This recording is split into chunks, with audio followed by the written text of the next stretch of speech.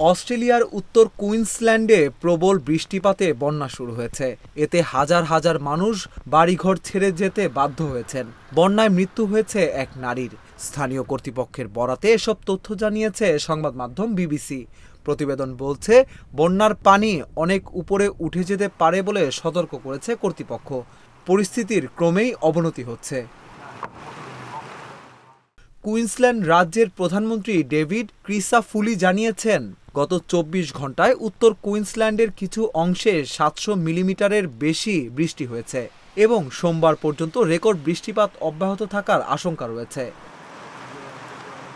আবহাওয়াবিদরা বলছেন, ৬০ বছরের বেশি সময়ের মধ্যে এই অঞ্চলে সবচেয়ে ভয়াবহ বন্যা হতে পারে এবার।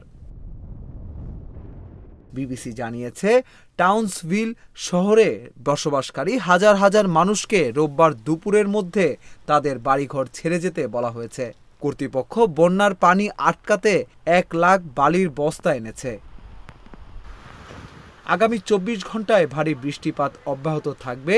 কিছু এলাকায় ৪৫০ মিলিমিটার বৃষ্টিপাত হতে পারে বলে আবহাওয়া ব্যুরো সতর্ক করেছে।